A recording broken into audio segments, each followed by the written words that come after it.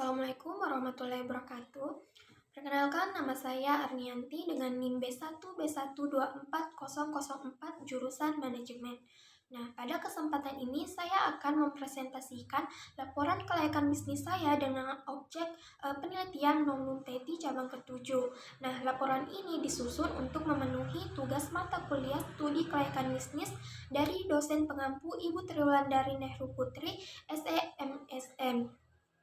Baik, pembahasan pertama ada latar belakang. Nah, jadi jika kita perhatikan, usaha minuman sudah menjadi salah satu usaha yang berkembang cukup pesat dan banyak diminati oleh masyarakat. Bisa dilihat dari semakin banyaknya usaha minuman dengan berbagai pilihan rasa dan harga yang masih terjangkau. Di sisi lain, persaingan usaha juga semakin tinggi. Nah, sehingga setiap pelaku usaha harus bisa menjaga kualitas produk, memberikan pelayanan yang baik, dan juga memilih tempat lokasi yang strategis. Nah, jadi berdasarkan kondisi ini, saya memilih Nomnum TETI sebagai objek penelitian karena kenapa ya? Karena usaha ini tuh menurut saya sudah cukup berkembang di Kota Kendari dan juga sudah memiliki beberapa cabang. Nah, melalui penelitian ini saya ingin mengetahui apakah usaha ini tuh layak untuk dijalankan jika dilihat dari berbagai aspek. Nah, selanjutnya, bagaimana dengan profil usahanya? Jadi, Nomum TETI ini merupakan usaha UMKM yang didirikan oleh Bapak Mahmud Balkhas pada tahun 2020. Nah, saat ini usaha tersebut berkembang menjadi 9 cabang yang tersebar di beberapa wilayah Kota Kendari. Nah, sedangkan cabang yang saya jadikan sebagai objek penelitian adalah cabang ke-7 yang berlokasi di Jalan Sao-Sao, Kelurahan Bande, Kecamatan Kedia, Kota Kendari. Nah, cabang ini mulai beroperasi pada tahun 2024 dengan jam operasional mulai pukul 9.30 sampai dengan 11.30 WIB. Nah, pada slide ini juga bisa kita lihat penampilan dari logo Nomnum TETI. Nah, logo ini mempunyai desain yang sederhana tetapi sangat menarik kalau kita lihat karena logonya juga sudah memandukan tulisan dengan nama Nomnum. Nah, dan juga ada gambar berbentuk segelas minuman yang menjadi identitas usahanya. Nah, selanjutnya, bagaimana dengan visi dan misinya? Jadi, visi Nomnum TETI ini yaitu menjadi usaha minuman yang dikenal dan diminati masyarakat dengan menyediakan produk yang berkualitas dan juga harga yang terjangkau. Nah, sedangkan misinya yaitu menyediakan minuman yang berkualitas, menjaga cita rasa produk, dan juga memberikan pelayanan yang baik dan ramah kepada setiap pelanggan. Nah, untuk tujuannya didirikan Nomnum TETI ini yaitu pastinya untuk memperoleh keuntungan, mengembangkan usaha supaya semakin maju dan juga membuka lapangan pekerjaan bagi masyarakat di sekitar lokasi usaha. Baik, selanjutnya membahas aspek pasar dan pemasaran. Nah, yang pertama ada potensi pasar. Jadi, pada aspek pasar saya melihat bahwa potensi pasar Nomnum TETI masih cukup baik. Karena itu, minuman seperti TETI masih banyak diminati, terutama karena rasanya yang segar, memiliki banyak pilihan varian, dan harganya juga masih terjangkau. Selain itu, kondisi cuacanya juga kan sering panas. Nah, ini bisa menjadi salah satu faktor yang membuat permintaan minuman dingin masih tetap tinggi. Jadi menurut saya usaha ini masih memiliki peluang untuk terus berkembang. Nah, selanjutnya yaitu ada segmentasi pasar. Jadi ada 3 bagian yang pertama itu dari segmentasi geografis. Nah, Nomnum TETI ini menargetkan masyarakat di wilayah Kota Kendari dengan beberapa cabang, yaitu yang tersebar di lokasi-lokasi yang cukup strategis. Nah, kedua itu ada segmentasi demografis. Nah, jadi produk ini bisa dinikmati oleh semua kalangan mulai dari anak-anak hingga orang dewasa. Tapi untuk konsumen yang paling sering membeli adalah remaja dengan kisaran usia sekitar 15 sampai 25 tahun. Nah, selanjutnya dari segmentasi psikografis, usaha ini berfokus ke konsumen yang menyukai minuman segar praktis, memiliki banyak pilihan rasa dan bisa dibeli dengan harga yang terjangkau. Nah, Selanjutnya ada pertumbuhan permintaan. Nah, berdasarkan hasil wawancara dengan pemilik usaha, jumlah penjualan non teti masih cukup stabil, yaitu sekitar 35 sampai 50 cup setiap hari. Selain itu, permintaannya juga lebih meningkat pada saat cuaca panas, hari libur, ataupun ketika aktivitas sekitar sedang ramai.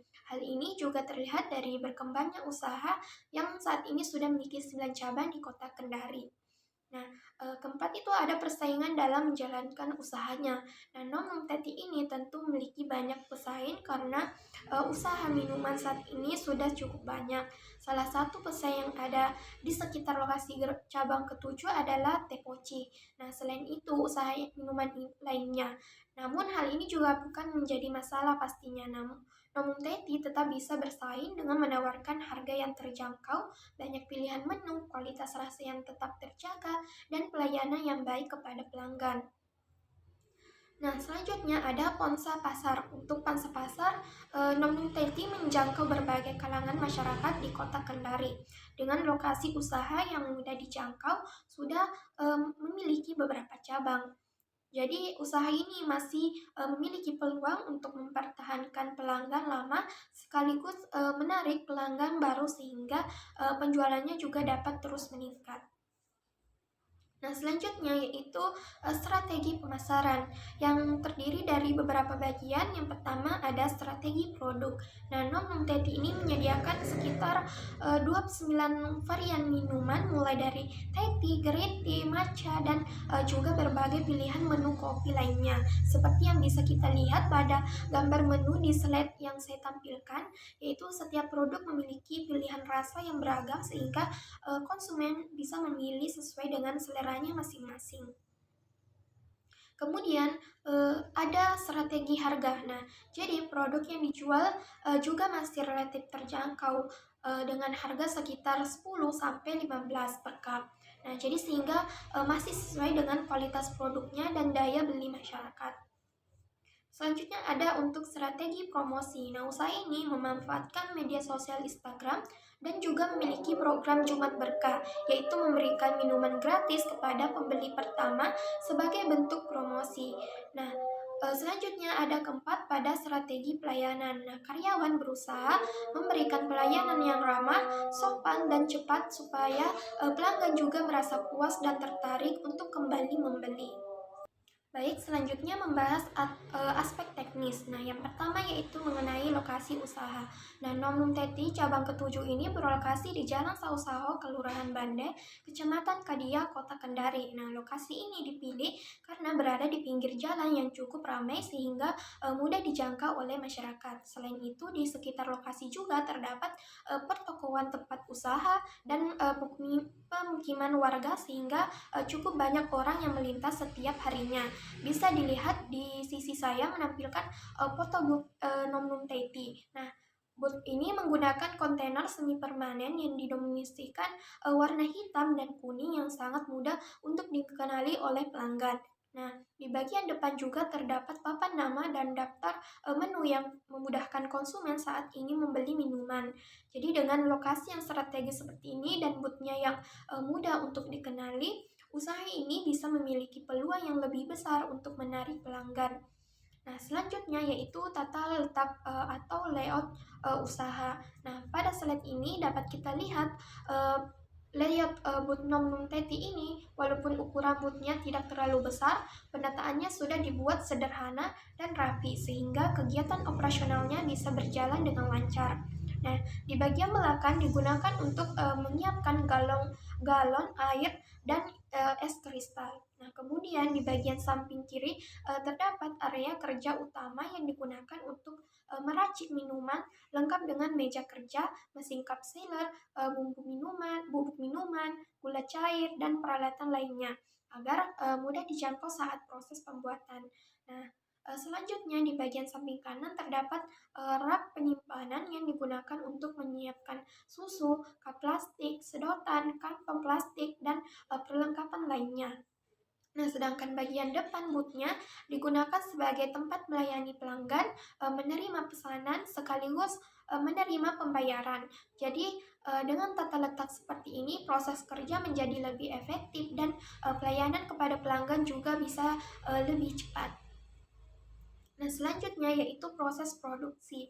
Nah, minuman dibuat ketika pelanggan sudah melakukan pemesanan. Jadi proses pertama yaitu dimulai dari menyiapkan cup, kemudian memasukkan gula cair, susu, dan bubuk minuman sesuai varian yang dipilih. Nah, setelah itu ditambahkan sedikit air panas agar bubuk mudah larut, kemudian dicampur dengan air dingin dan es kristal.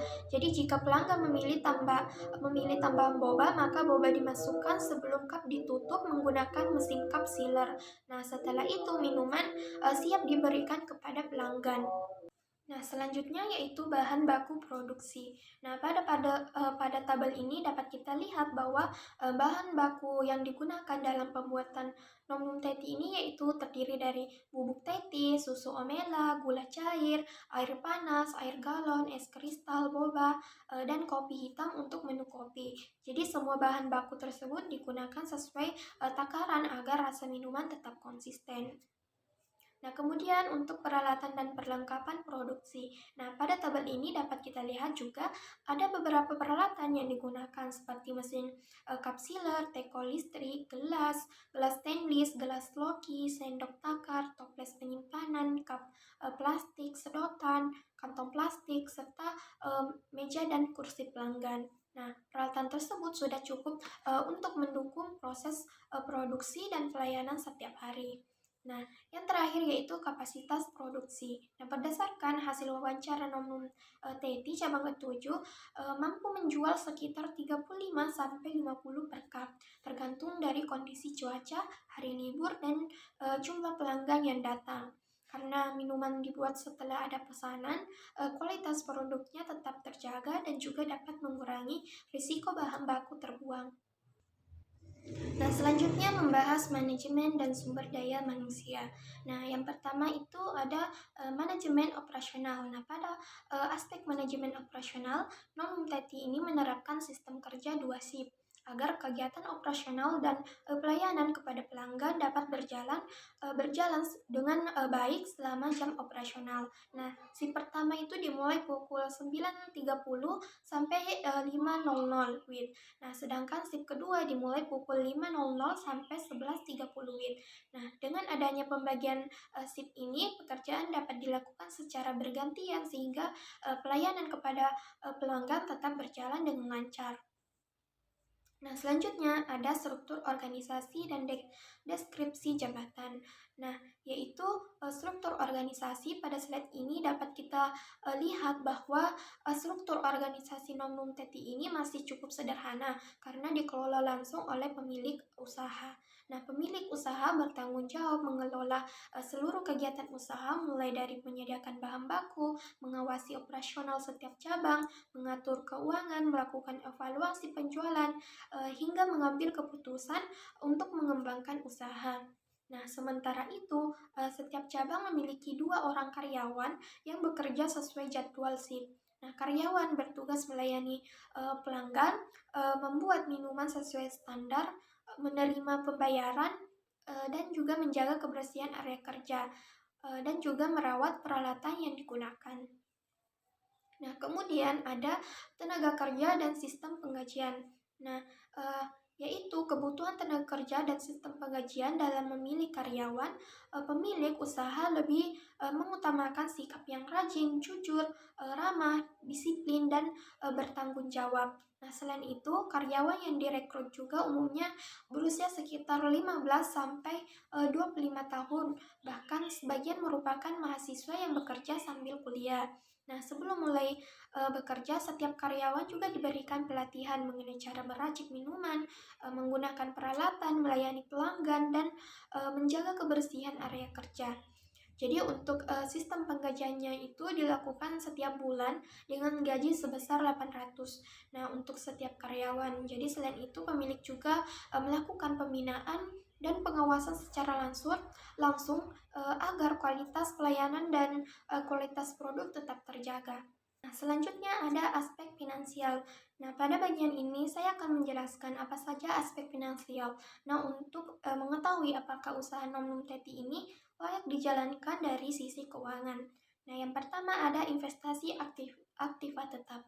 Nah, pada tabel ini dapat kita lihat bahwa investasi aktiva tetap yang dibutuhkan meliputi buk kontainer seharga 5 juta, mesin kapsiler 1 juta, teko listrik 150, cool box 250, meja pelanggan 85, kursi pelanggan 120, kipas angin 150, dan peralatan perlengkapan produksi sebesar 850. Jadi total investasi aktiva tetap yang dibutuhkan yaitu sebesar 7.605.000.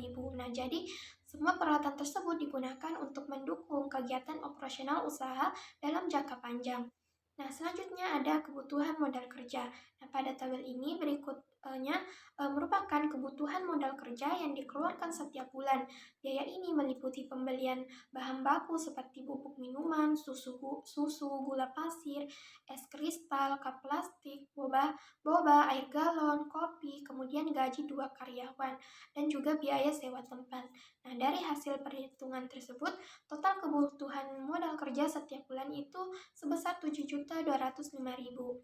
Nah, kemudian ada sumber dana. Nah, berdasarkan hasil wawancara sumber dana ini, usaha non teti berasal dari modal pribadi pemilik dan tidak menggunakan pinjaman dari pihak manapun. Nah, modal awal yang digunakan itu sekitar diperkirakan 25 juta yang digunakan untuk membuat buk, kontainer, membeli peralatan, menyediakan bahan baku awal, dan memenuhi kebutuhan operasional usaha. Nah, selanjutnya ada proyeksi penjualan. Nah, berdasarkan hasil wawancara dengan pemilik usaha, rata-rata penjualan setiap hari itu sekitar 35-50 cup. Nah, terus pemilik juga menyampaikan bahwa pendapat rata-rata yang diperoleh itu setiap bulan sekitar 15 juta. Nah, jadi jika pendapatan tersebut dihitung selama 1 tahun, maka diperkirakan pendapatan rata-rata per tahun menjadi sekitar 180 juta. Tapi jumlahnya bisa saja berubah tergantung kondisi penjualan, cuaca, dan jumlah pelanggan pada setiap bulannya. Nah, kemudian ada proyeksi laba usaha. Nah, pada tabel ini dapat kita lihat bahwa omset rata-rata per bulan sebesar 15 juta. Nah, sedangkan total biaya operasionalnya sebesar 7.205.000. Jadi, laba bersih yang diperoleh diperkirakan sekitar 7.795.000 setiap bulan. Nah, hal ini menunjukkan bahwa usaha non teti masih mampu menghasilkan keuntungan setelah seluruh biaya operasionalnya terpenuhi. Nah, terakhir yaitu kriteria investasi. Nah, pada bagian ini digunakan 3 metode analisis. Yang pertama ada break-even point atau BEP. Nah, BEP ini memiliki rumus yaitu total biaya operasional dibagi dengan harga jual rata-rata per cup. Nah, pada tabel ini dapat kita lihat bahwa total biaya operasionalnya itu sebesar 7.205.000, sedangkan harga jual rata-rata per cup yaitu 12.000. Nah, dari hasil perhitungan tersebut diperoleh BEP sebesar 600 cup per bulan. Jadi artinya non teti ini harus menjual sekitar 600 cup setiap bulan agar seluruh biaya operasionalnya dapat tertutupi. Nah, setelah melewati jumlah tersebut, usaha sudah mulai memperoleh keuntungan. Nah, kedua ada feedback Ferit, atau PP. Nah, feedback Ferit ini memiliki rumus yaitu modal awal dibagi laba bersih per bulan. Nah, pada tabel kita lihat bahwa modal awal usahanya sebesar 25 juta, sedangkan laba bersih per bulan sebesar 7.795.000. Nah, dari hasil perhitungan tersebut diperoleh payback Ferit sekitar 3,2 bulan atau kurang lebih 3-4 bulan. Jadi, modal awal yang dikeluarkan pemilik usaha diperkirakan dapat kembali dalam waktu sekitar 3-4 bulan. Nah, terakhir ada tingkat keuntungan. Jadi rumus yang digunakan yaitu laba bersih dibagi penjualan, yang kemudian dikalikan 100%. Jadi penjualan per bulan sebesar 15 juta, sedangkan laba bersih per bulan sebesar 7.795.000. Nah, dari hasil perhitungan tersebut diperoleh tingkat keuntungan sebesar 51,97%. Jadi artinya Novum Teti mampu memperoleh keuntungan sekitar 51,90% dari total penjualan setiap bulannya. Jadi sehingga usaha ini masih memberikan keuntungan yang cukup baik. Nah, baik, selanjutnya membahas aspek sosial ekonomi. Nah, pertama, manfaat ekonomi. Jadi, adanya usaha Nonum Teti ini bisa memberikan manfaat ekonomi, baik bagi pemilik usaha maupun masyarakat sekitar, yaitu membuka lapangan pekerjaan, terutama bagi remaja dan mahasiswa yang ingin menambah penghasilan. Selain itu, kegiatan usaha ini juga bisa ikut meningkat aktivitas ekonominya di sekitar lokasi usaha. Nah, selanjutnya ada manfaat sosial. Nah, Nonum Teti ini juga memberikan manfaat sosial karena menyediakan minuman dengan banyak pilihan rasa dan harga yang masih terjangkau. Nah, sehingga bisa dinikmati oleh berbagai kalangan. Jadi selain itu, pelayanan yang ramah dan cepat juga membuat pelanggan merasa nyaman saat membeli produk. Nah, terakhir ada dampak lingkungan. Jadi dalam menjalankan usahanya, Nonum Teti juga berusaha menjaga kebersihan lingkungan. Sampah seperti cup plastik, sedotan, dan kantong plastik yang dibuang pada tempat sampah yang telah disediakan. Nah, selain itu ada area booth yang juga selalu dibersihkan secara rutin agar tetap bersih dan nyaman. Nah, baik, selanjutnya ada aspek hukum. Nah, pada bagian ini saya akan membahas mengenai legalitas usaha Nonum Teti. Nah, berdasarkan hasil wawancara dengan pemilik usaha, Nonum Teti ini sudah memiliki legalitas usaha untuk menjalankan kegiatan usahanya. Tapi pada saat wawancara pemiliknya tidak memperlihatkan dokumennya.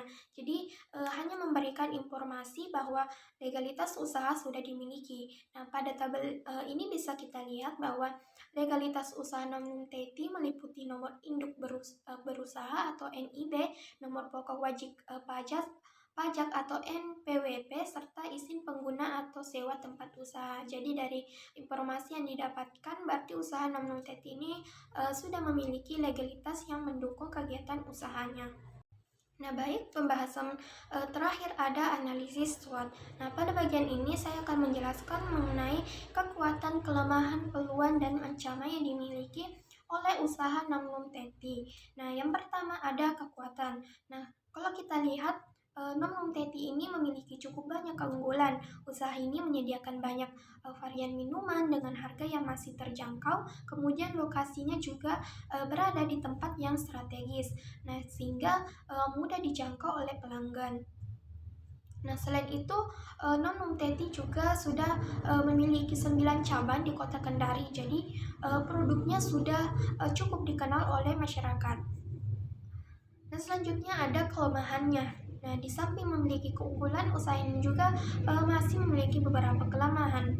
Nah, salah satunya yaitu bahan bakunya yang harus selalu tersedia setiap hari supaya proses produksi tetap berjalan dengan lancar. Nah, kemudian ukuran bootnya juga yang digunakan juga masih cukup terbatas. Nah, jadi sehingga ruang kerja karyawan menjadi kurang leluasa. Nah, ketiga ada peluangnya, yaitu kalau untuk peluangnya usaha ini masih memiliki peluang yang cukup besar untuk berkembang. Nah, hal ini karena minumannya seperti teh masih banyak diminati, terutama oleh kalangan remaja. Nah, selain itu, cuaca di Kota Kendari juga yang sering panas bisa meningkatkan minat masyarakat untuk membeli minuman dingin. Nah, selanjutnya ada ancamannya. Nah, sedangkan ancaman yang dihadapi yaitu semakin banyaknya usaha minuman lain yang menawarkan produk dengan variasi menu dan harga yang hampir sama. Nah, selain itu, kenaikan harga bahan baku juga bisa mengaruhi biaya operasional usaha sehingga hal ini perlu menjadi perhatian bagi pemilik usaha. Nah, baik, jadi berdasarkan hasil studi kelayakan bisnis yang telah dilakukan, dapat disimpulkan bahwa Nonum Teti cabang ke-7 layak untuk dijalankan dan juga masih memiliki peluang untuk terus dikembangkan.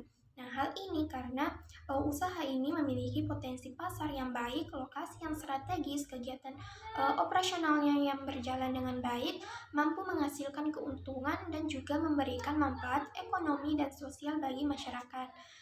Nah, selain itu, usaha ini juga sudah memiliki legalitas usaha sehingga dapat mendukung keberlangsungan usaha ke depannya. Baik, demikian presentasi yang dapat saya sampaikan mengenai laporan studi kelayakan bisnis pada usaha Nomnung Teti cabang ketujuh. Nah, mohon maaf apabila masih terdapat kekurangan dalam menyampaikan maupun isi penyampaian saya di laporan ini. Nah, terima kasih atas perhatiannya. Wassalamualaikum warahmatullahi wabarakatuh.